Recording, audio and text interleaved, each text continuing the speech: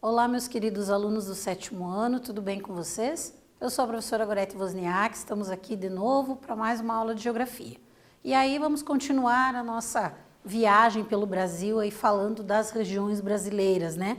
Até a aula passada a gente tinha falado da região Norte, da região Centro-Oeste, mas ainda temos 3 regiões para conhecer em detalhes, principalmente os aspectos populacionais. Então vamos falar hoje da região Sul, certo?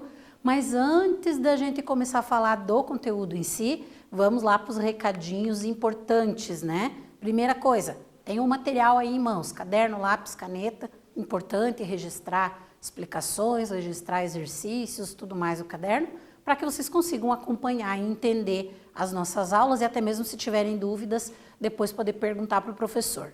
Outra coisa bem importante é o registro da presença através da atividade obrigatória lá no aplicativo. Então, vocês vão entrar no aplicativo, vão clicar no link número 1, a atividade obrigatória vai estar lá, você responde e clica em enviar, vai estar registrada a tua frequência, a tua presença lá certinho. Isso é bem importante acontecer. Também os outros exercícios que estão lá devem ser realizados por vocês, certo? Façam eles, porque aí é a partir deles que o professor teu vai conseguir te acompanhar e ver se você está entendendo, não está. Se você tem dúvida durante a realização do exercício, você pode perguntar lá no mural para o professor e assim a gente vai caminhando e desenvolvendo as atividades mesmo à distância, certo? Também aqueles alunos que não têm condições de acesso, não estão conseguindo, estão com alguma dificuldade de acesso ao aplicativo para realizar as atividades, entrem em contato com a escola de vocês, peçam material impresso, realizem também, devolvam lá, identificado certinho com o nome, e aí vocês também poderão ser acompanhados no rendimento escolar, certo? Sempre vamos repetir isso para que ninguém esqueça, para que vocês façam isso e tenham lá o acompanhamento do aprendizado de vocês.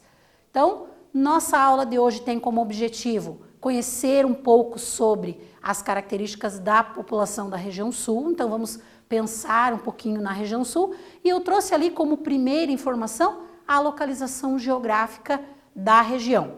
Todo mundo já sabe, né? Nós vivemos nesta região, então a localização ali é a região mais meridional do Brasil, ou seja, que está na porção sul do nosso território. Nós tínhamos falado aqui da região Norte, da região Centro-Oeste, agora estamos na região Sul. Ela é a menor em termos de quantidade de estados ali, né? E claro que de tamanho também, se eu comparar com as outras que nós tínhamos estudado, a extensão territorial dela é bem menor, mas não menos importante. Trouxe até uma imagenzinha lá que já reflete algumas características que nos dão uma ideia dessas questões culturais diversificadas, né?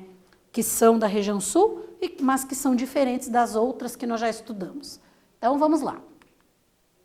Identificar essas características principais da população da região Sul a partir dos processos de ocupação. Então, a primeira coisa que a gente vai ver, como foi ocupada a região Sul? Quem veio?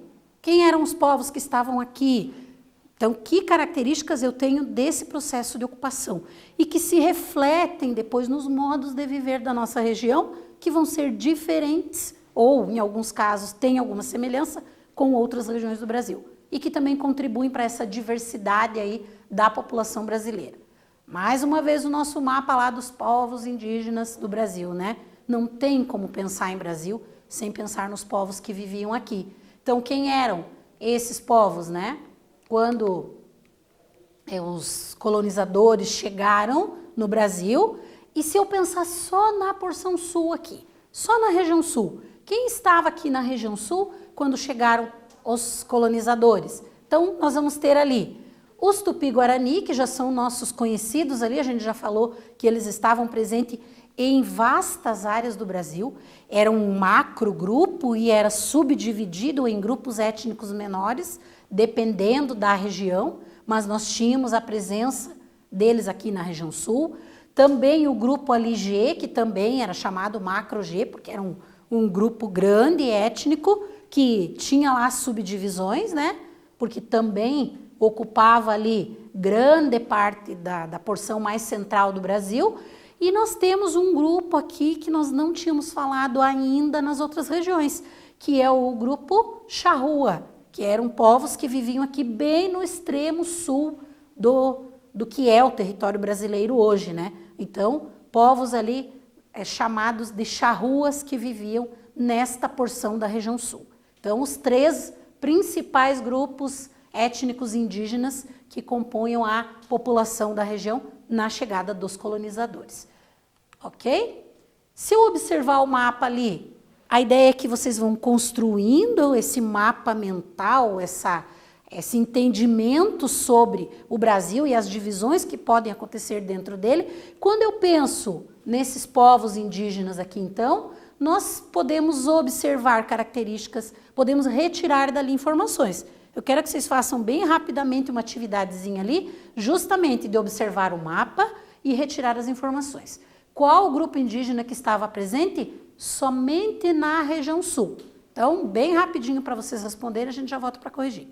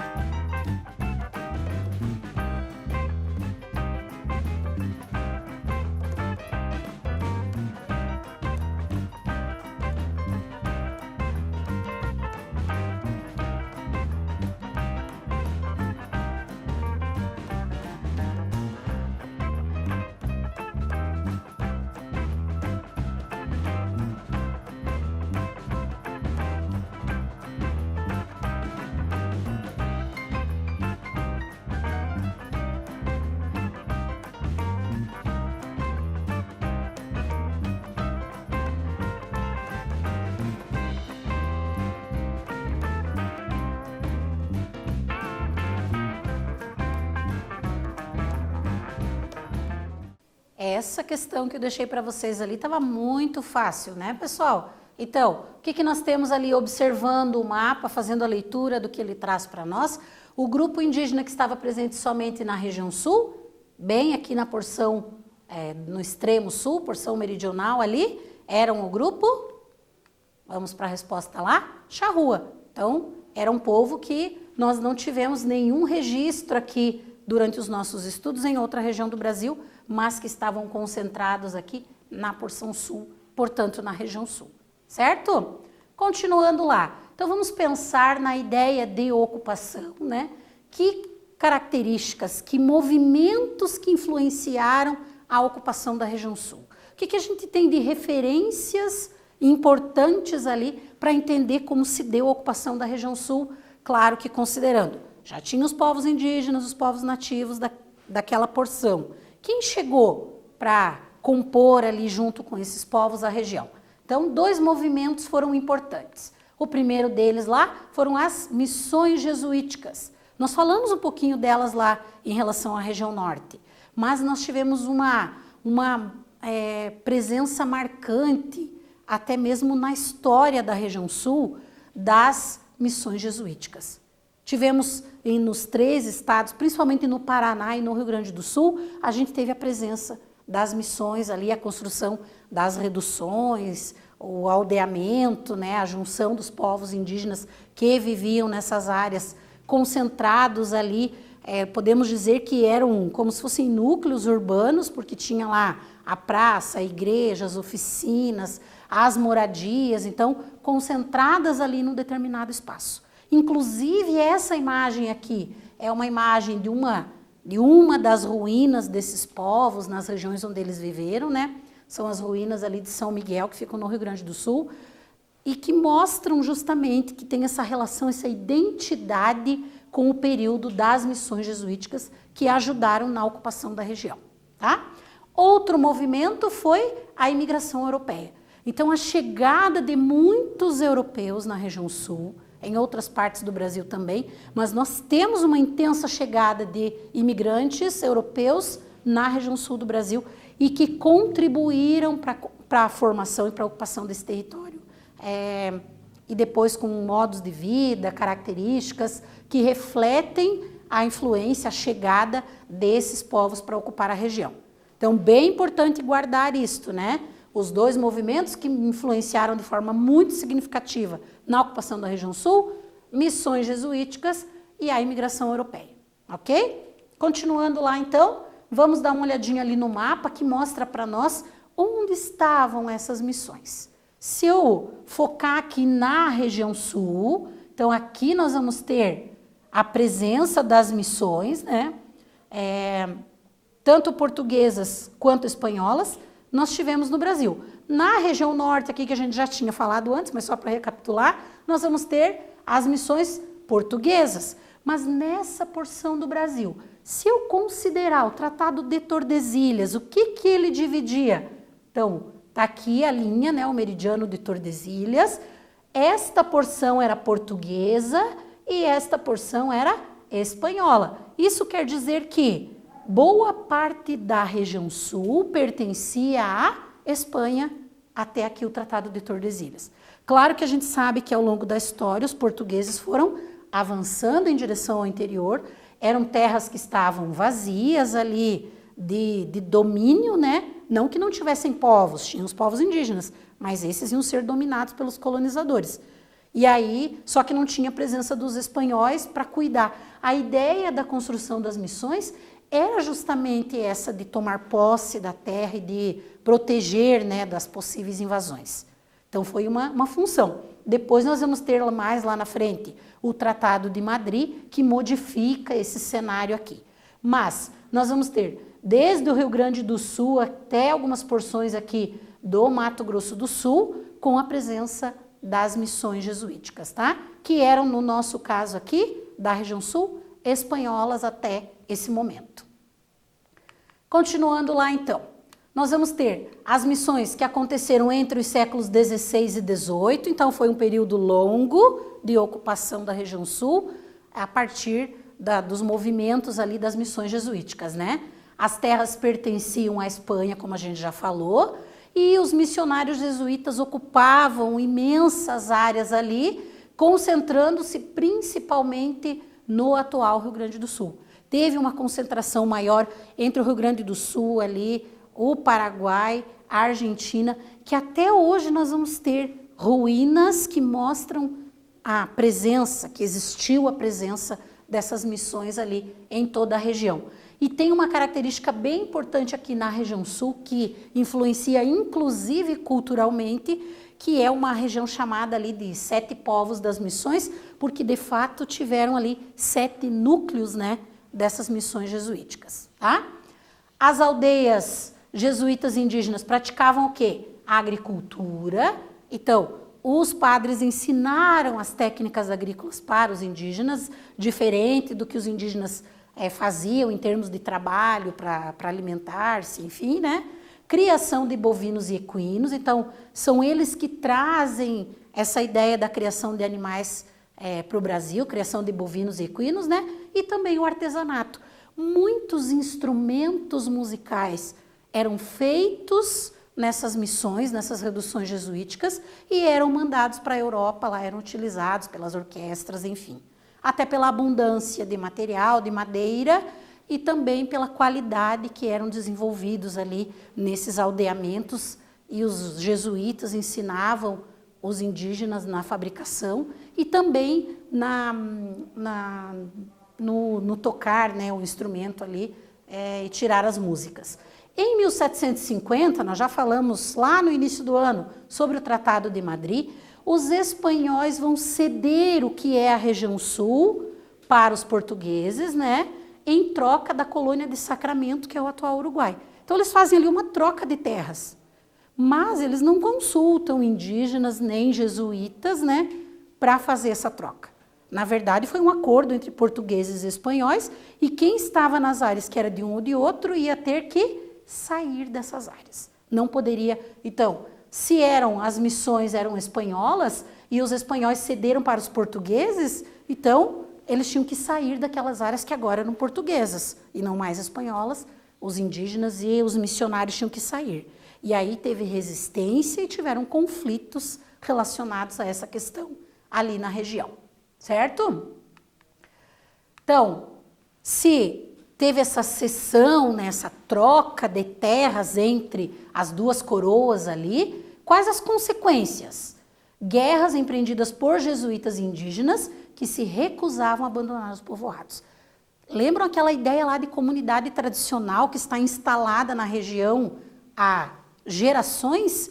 E aí chega alguém e diz, não, agora você tem que sair daqui? Então, houve uma resistência em relação a desocupar essas áreas, e se houve resistência, houve ali a imposição do poder, né, dos portugueses, dos espanhóis, para que esses povos saíssem daquelas áreas, né?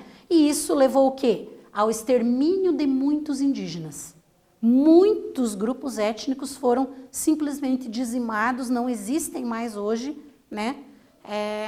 Por questão desse período aqui de guerras, eles resistem, querem permanecer nas suas áreas de origem, né, que era deles, né, no sentido de ser dono da terra, mas eles têm que sair, não saem, então acontecem as guerras chamadas de guerras guaraníticas, né?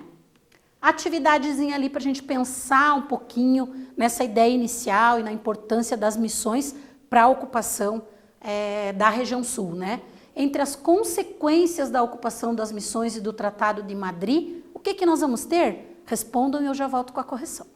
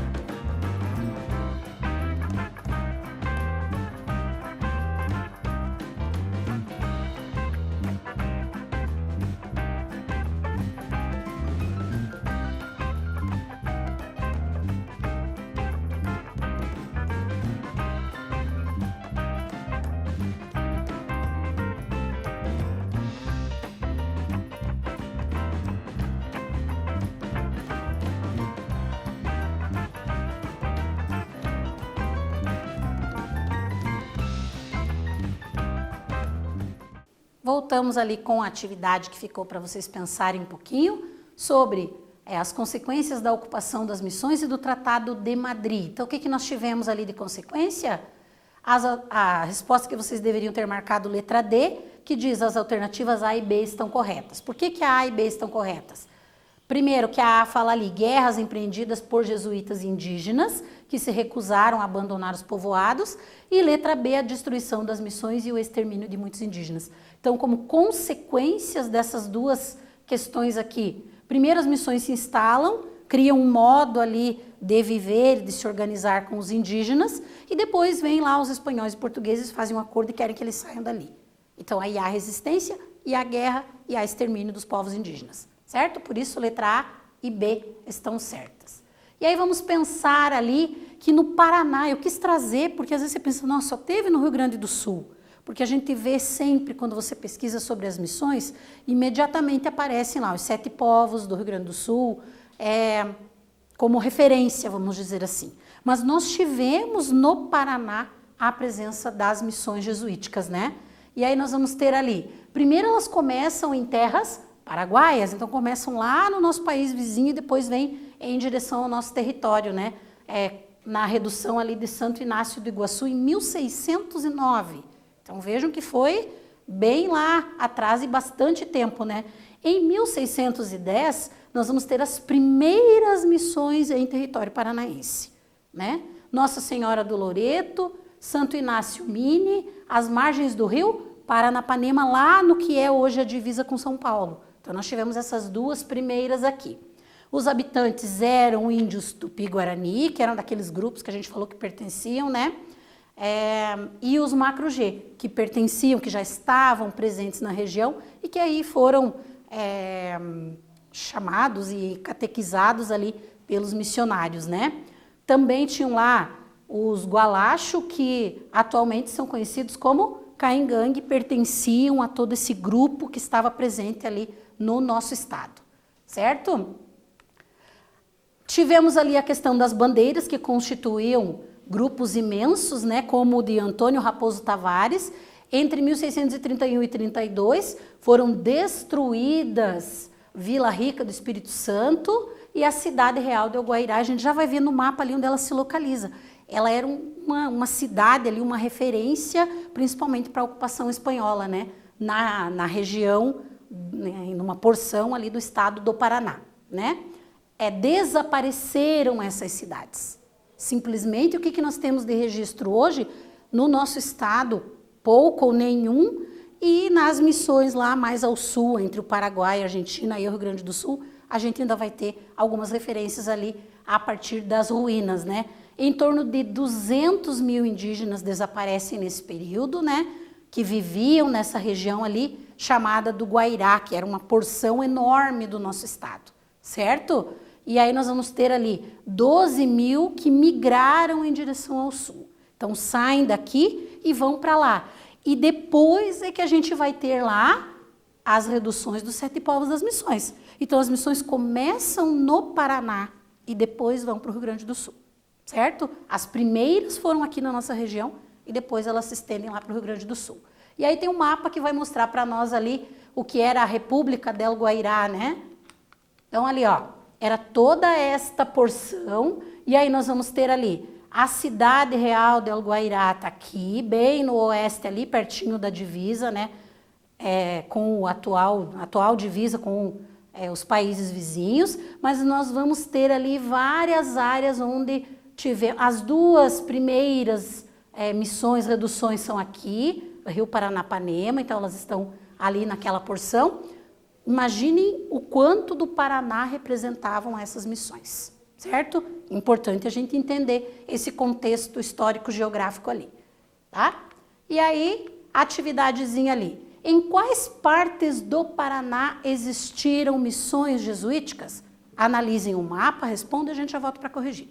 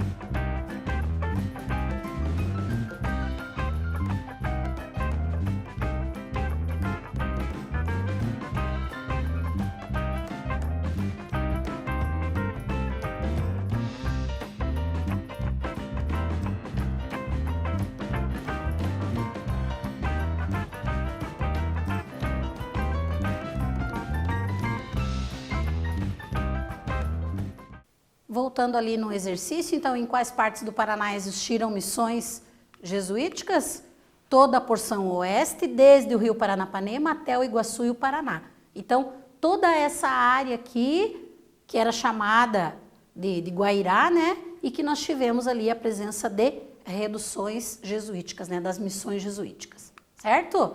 E aí, continuando lá, outra influência na ocupação da região sul foi o tropeirismo, que foi um ciclo econômico, um período de atividade econômica do Brasil, que se deslocavam pessoas com tropas, né, de mulas do Rio Grande do Sul em direção a São Paulo para atender algumas características ali econômicas de São Paulo, certo? Foi muito importante para a ocupação da região sul. Fornecimento do quê? Carne, leite e couro ali como fonte de renda, e quem desenvolvia essa atividade eram os chamados tropeiros, né? Por isso o movimento tropeirista ou tropeirismo, né? Eles aproveitaram ali do gado que foi abandonado pelas missões. Lembra que a gente falou que os missionários trouxeram essa característica de criação de gado e que depois eles tiveram que abandonar lá as missões ou que foram mortos? Então esse gado ficou solto, e aí quando vem esse período do tropeirismo, eles vão pegar esse gado, confinar de novo e voltar a criar esse gado, né, que é o chamado gado franqueiro, né? Viviam livres nos campos, foram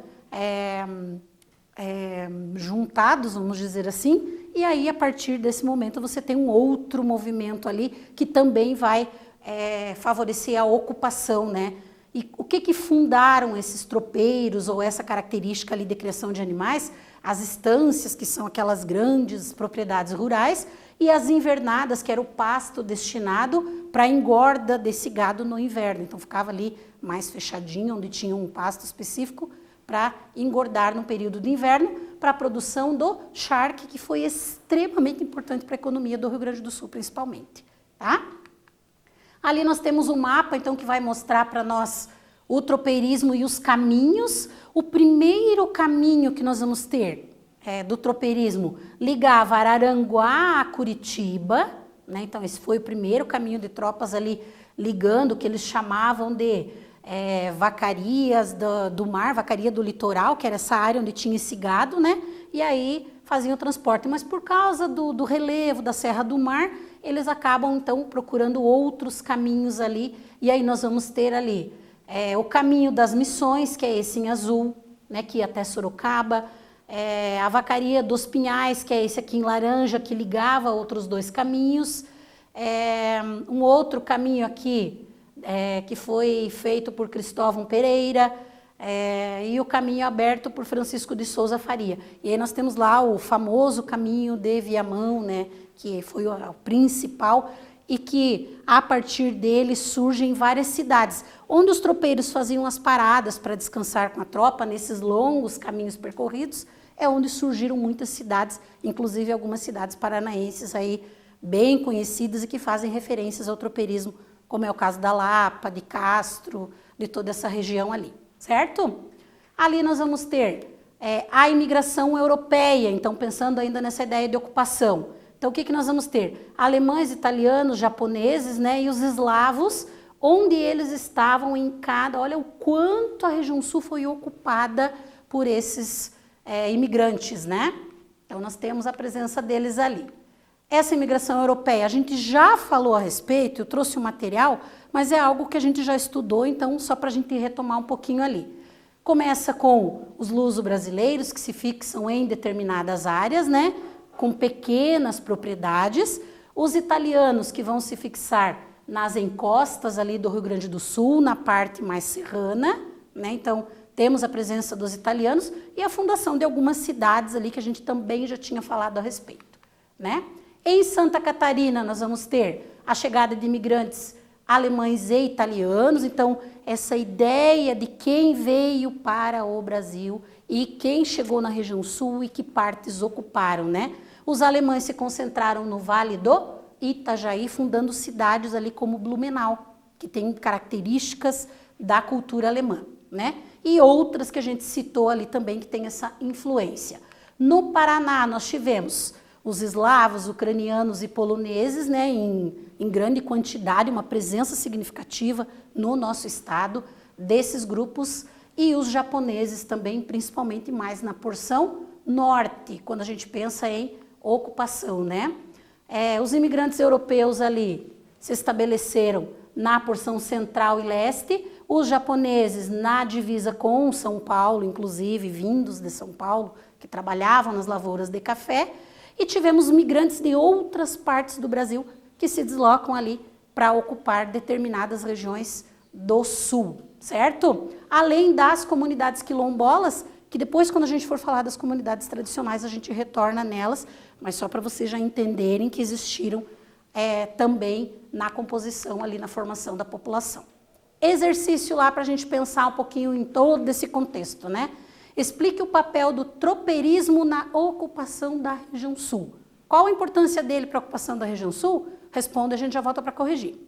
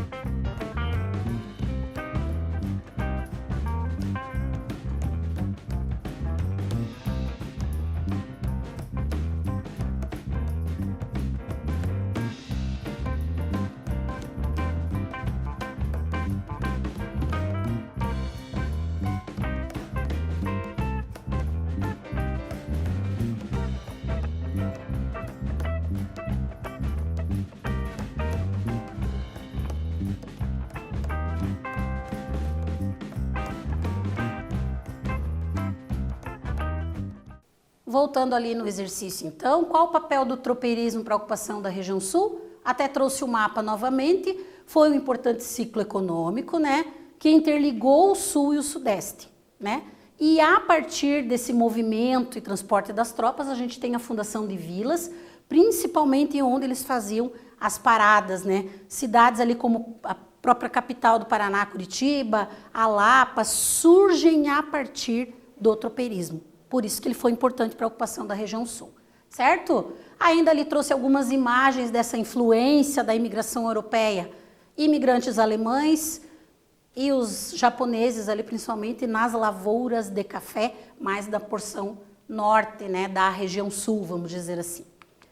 E o mapa aqui mostra como ficou essa ocupação, então, ali ao longo do tempo. Nós vamos ter as áreas de maior concentração de população e as áreas com menor concentração de população. Depois, na próxima aula, a gente vai falar dos aspectos demográficos, a gente volta aqui, mas é já para vocês criarem ali uma ideia sobre essa distribuição da população a partir da maneira como a região sul foi ocupada, certo?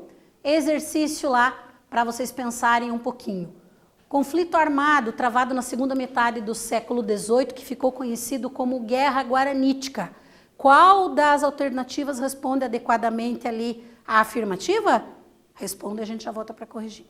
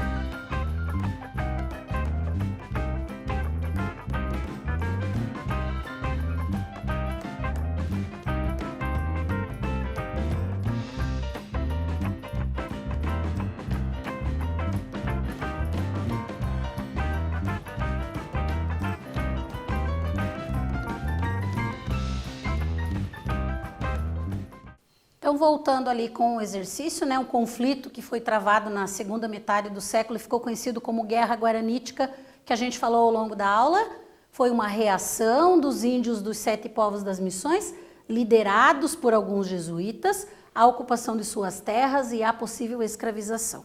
Então, aquela ideia da resistência desses povos, né, que estavam nessas áreas chamadas ali das missões, né, os 7 povos das missões, e aí então eles resistem e infelizmente a gente vai ter conflitos ali registrados nessa região, certo? Então, anotando ali a respostinha certa. Exercício ali 2, observando a figura, responda. Qual a importância desse monumento histórico que a gente falou lá no início da aula? E como os 7 povos das missões foram eliminados? Então, respondam lá e já voltamos para corrigir e finalizar nossa aula.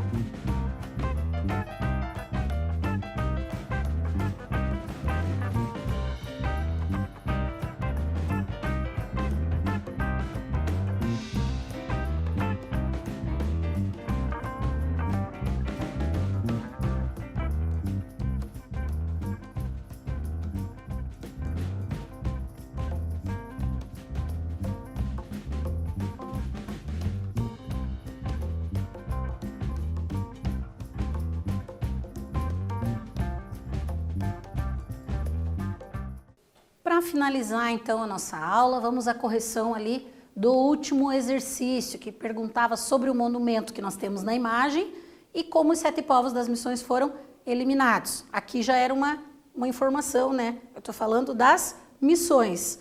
Então, qual a importância desse monumento? Marca um importante momento histórico no processo de ocupação da região sul, que foram as missões jesuíticas. Então, é uma referência a este período histórico aqui e que reflete na maneira como a região sul foi ocupada, né?